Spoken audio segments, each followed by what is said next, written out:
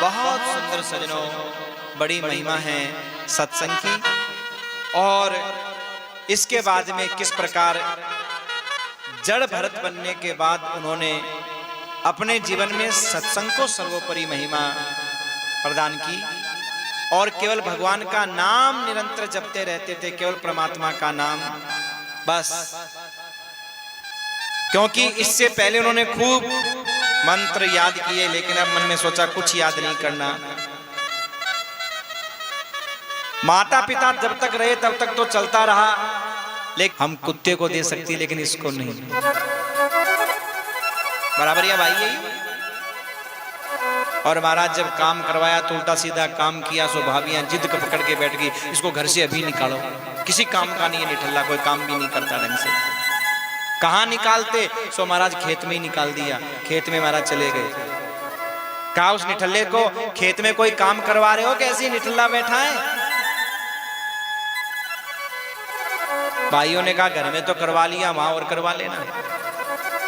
और सजनों, भरत जी महाराज जो खेत में रखवाली का काम सौंपा था, सबको निमंत्रण दे दिया। राम जी की चिड़िया, राम जी को खेत रखाओ चिड़ियों भर भर। और जो खेत महीने में साफ होता, जो खेत महीनों में साफ होता, वो एक दिन में ही, ये लो महाराज हो गया कल्याण। अब जब बार बार एक ही बात भाभी भाई के कान में डाले कि तुम्हारा भाई ऐसा, तुम्हारा भाई ऐसा, तुम्हारा भाई ऐसा, तो एक दिन तो भाई के लगेगी नहीं लगेगी वो बात। तो आज भाइयों की भी वो बात लग गई। तेरी भाभियां ठीक कहती है, निठल्ला तू किसी काम का नहीं है। पकड़ करके गर्दन निकाल दिया, चला जा यहाँ से। और वारे भरत जी चल दिए महाराज, कोई चिंता नहीं, कोई टेंशन नहीं। चोरों के सरदार ने पकड़ लिया बलि देने के लिए। अपने दूतों को कहा जो हट्टा कट्टा मिले उसे पकड़ करके ले आओ। तो ये हट्टे कट्टे जा रहे थे, तो चोरों के सरदार के दूतों ने पकड़ लिया, महाराज सेवकों ने पकड़ लिया, लेकर के चले। भरत जी महाराज को जब लेकर के चले तो उस चोर के जो दूत थे, सेवक थे, उन्होंने मन में सोचा इससे पहले जो बलि का बकरा पकड़ा था वो तो छटपटा रहा था, भाग रहा था, और देखो ये कितने प्यार से अपनी बलि देने के लिए जा रहा है, ये पूछता ही नहीं है कहां लेकर के जा रहे हो। तो भरत जी महाराज मन ही मन सोचते हैं। जड़ भरत जी ने सोचा ले जाने वाला तो वो है, तुम कौन होते हो ले जाने वाले? जहां ले चलोगे वहीं हम चलेंगे, जहां ले चलोगे वहीं हम चलेंगे।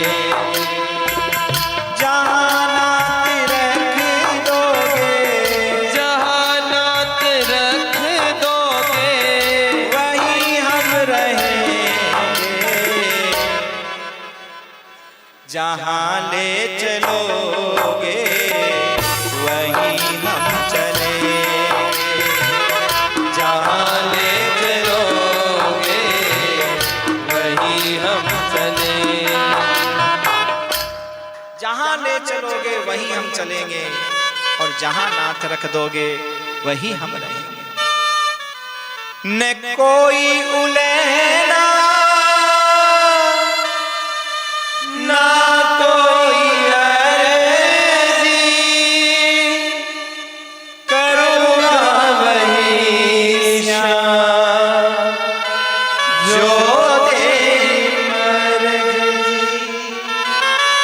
कहना भी होगा तो, कहना भी होगा तो तुमसे कहूँगा, जहां ले चलोगे वहीं हम चलो,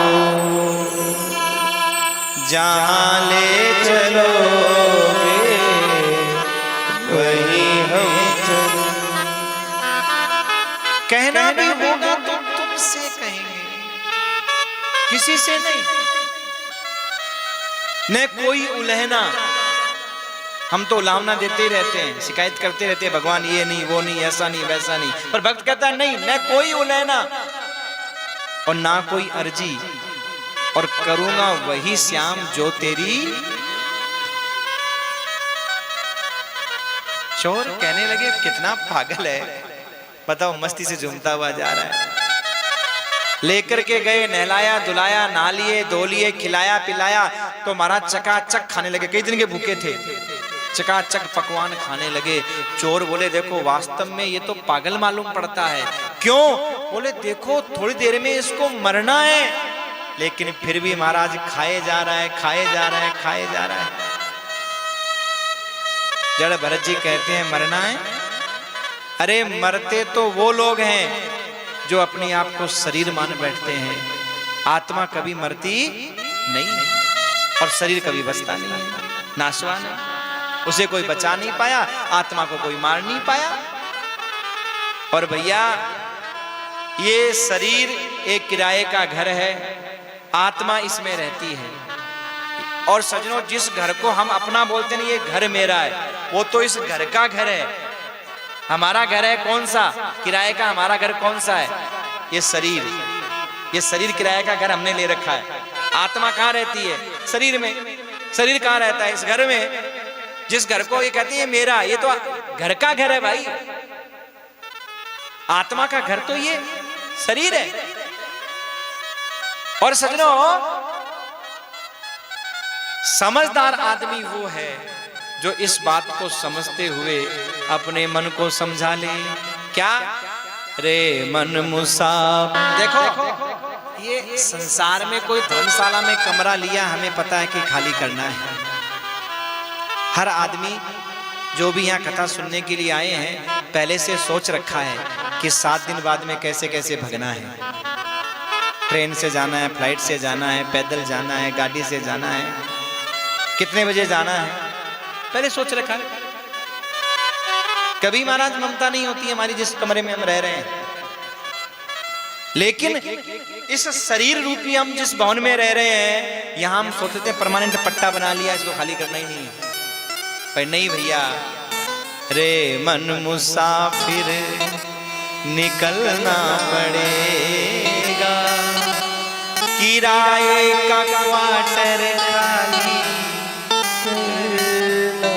नहीं करे तो नहीं करे, कोठरी खाली करा ली जाए। ये संसार एक ट्रेन की सफर की तरह है। हम जब ट्रेन का सफर करने के लिए चढ़े, कुछ यात्री हमें पहले से मिले और कुछ हमारे बाद में आए। यानी संसार में जब हम आए तो माता पिता रूपी यात्री मिले, किसी को भाई बहन रूपी भी मिल गए। ट्रेन में ऐसे ही होता है ना, जब हम गए किसी को बाबूजी कह दिया, किसी को माताजी कह दिया, किसी को भाई साहब कह दिया, किसी को दोस्त बना लिया, होता है कि नहीं होता? मित्र बना लिया।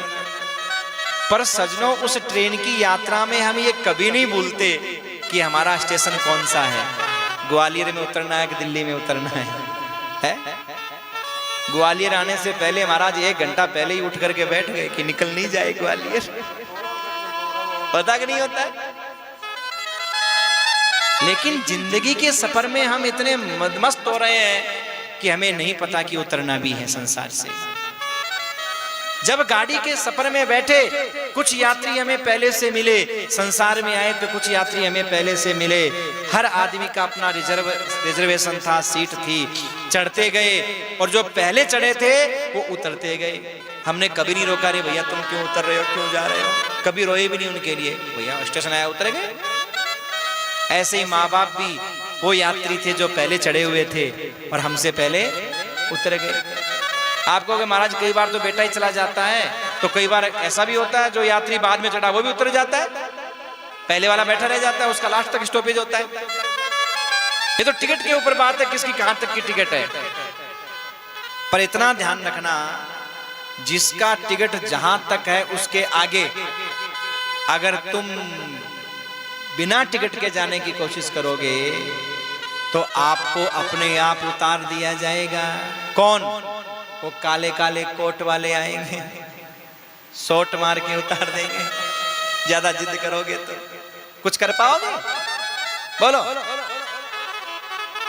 काले कोट कौन? बोले यम के दूत। हाँ, पर एक बात देखो, इंसान मरने के बाद भी है ना आंगन में पसर जाता है लेकिन जाना नहीं चाहता। और ऐसे ना कड़क और हो जाता है, नहीं जाऊंगा नहीं जाऊंगा, कड़क हो जाता है महाराज एकदम। पर लोग जबरदस्ती का बांधो इसको, कैसे नहीं जाएगा, कस करके बांधना, कूद नहीं जाए, अर्थी में से नीचे ही। देखो रे मुसाफिर क्यों पसरता है यहाँ, रे मुसाफिर क्यों पसरता है यहाँ, ये किराए पर मिला तुझको मकान, ये किराए पर मिला तुझको मकान, कोठरी खाली करा ली जाएगी, कोठरी खाली करा ली जाएगी, जब तेरी डोली निकाली जाएगी, जब तेरी डोली निकाली जाएगी, बिन मुहूर्त के उठा ली जाएगी, बिन मुहूर्त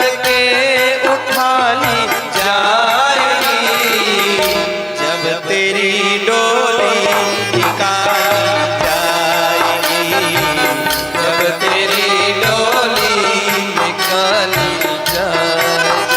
जय जय श्री राम। तेरी डोली निकाली जाएगी, बिन मुहूर्त के उठा ली। देखो जीवन में 2 बार डोली उठती है। कब? एक तो शादी के समय उठती है ना। आजकल तो लोग बहुत नाटक करते हैं, वो फूलों की से सजा के, पता नहीं ऐसे आती है ना दुल्हन, तो उसको लेके तो जनाजा से लेके आ रहे हैं।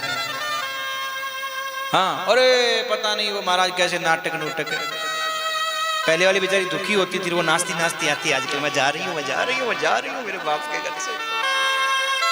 होता है ना ऐसा, देखो आप तो स्टेज पे लड़की आती है तो आज के टाइम में नाचती नाचती आएगी, और जिंदगी में नाचती रहती है वो। हाँ, कभी नचाती है कभी नाचती है। होता है कि नहीं होता, बोलो भैया।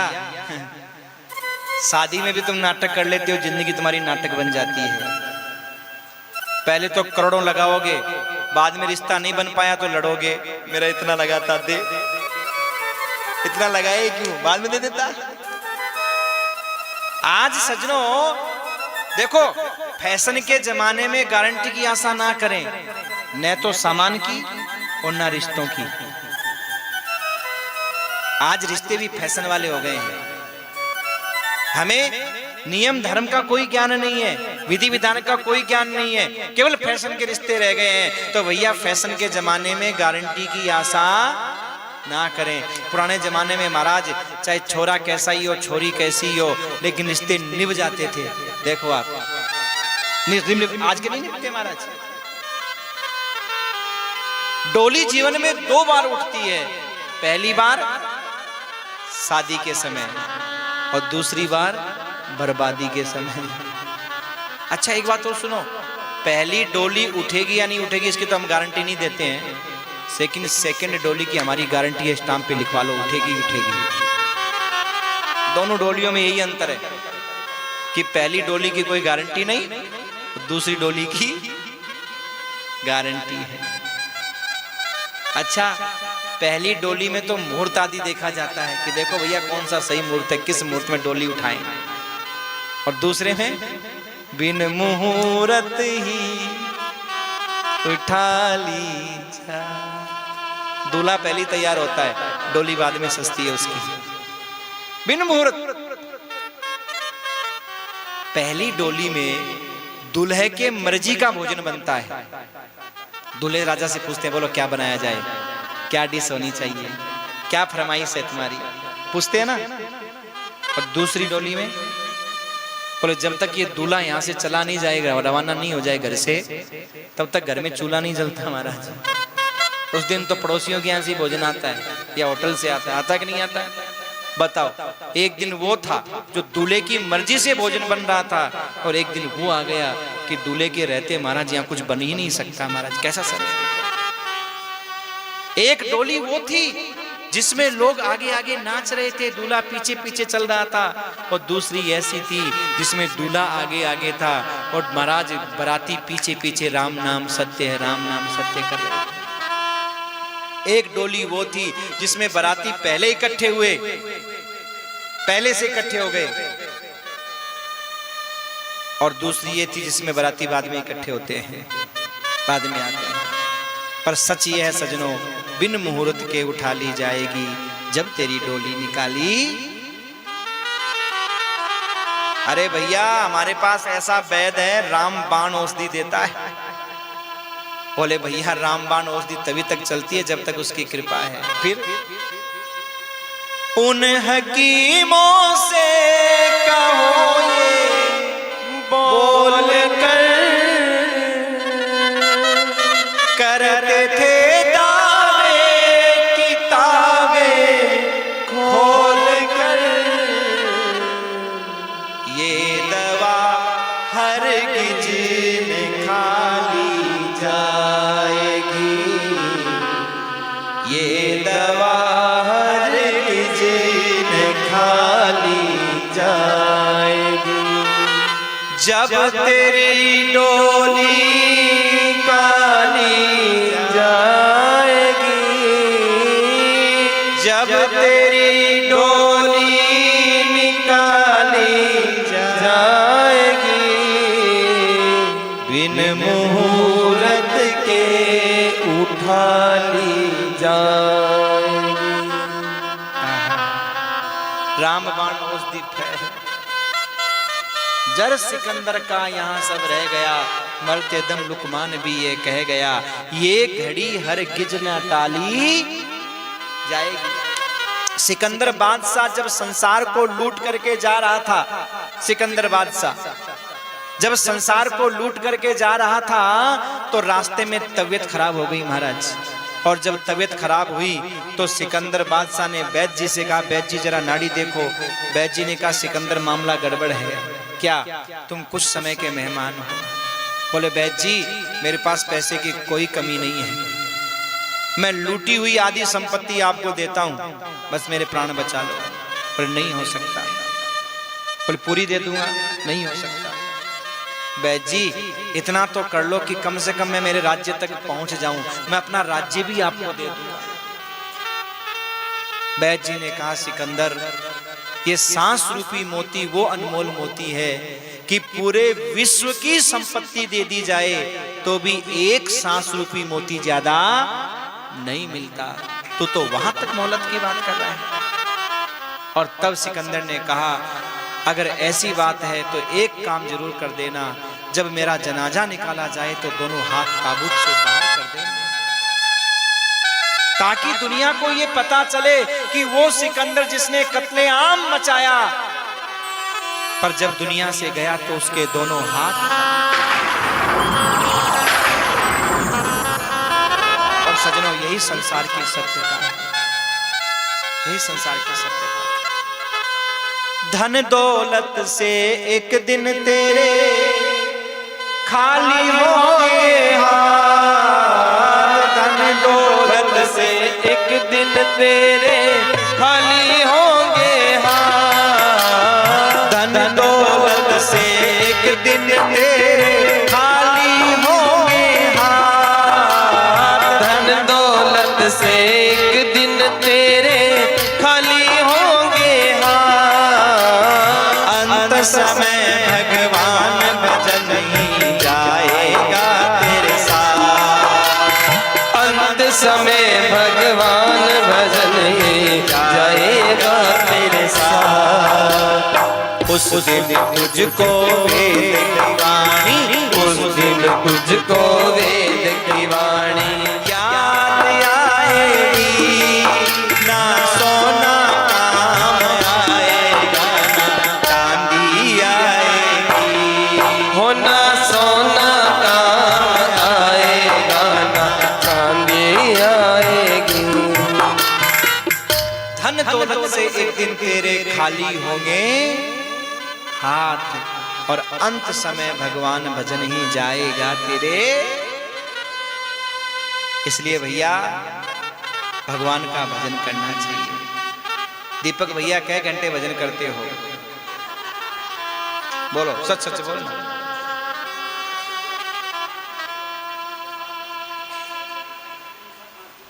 कम से कम आधी घंटा किया करो दीपक भैया, ठाकुर जी का जप। और ये बहन पीछे क्या ऐसे, आप क्या घंटा करती हो?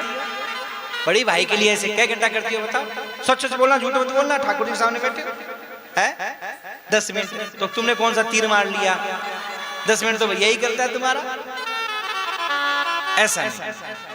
बहन भाई जो भी यहाँ पे सुन रहे हैं, कम से कम महाराज आधी घंटा नियम बनाओ। अरे 24 घंटे में बैठ अकेला 2 घड़ी में 48 मिनट हो जाते हैं, पर मैं तो आपको 24 मिनट ही बोल रहा हूँ, 30 मिनट ही बोल रहा हूँ।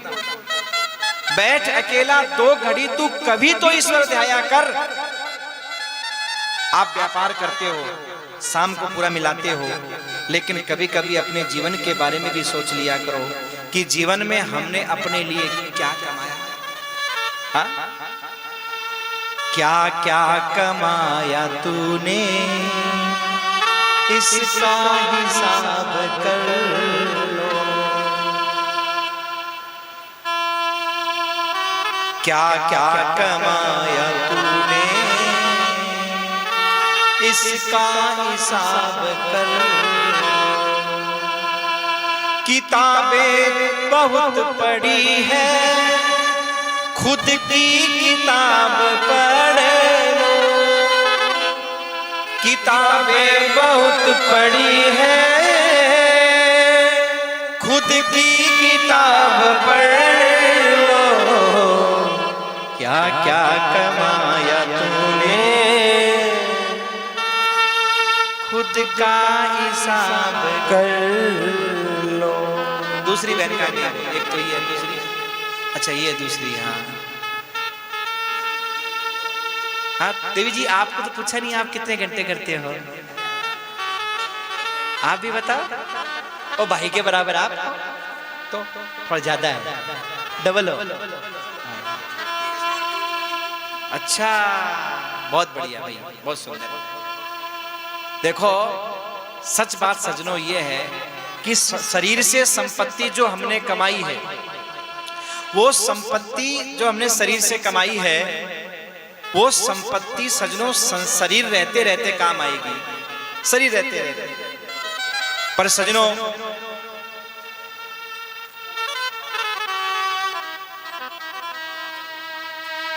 बोलो भक्तवत्सल भगवान की जय। जो संपत्ति हमने कमाई है ना सजनों, वो शरीर के रहते रहते काम आती है, ध्यान रखिएगा।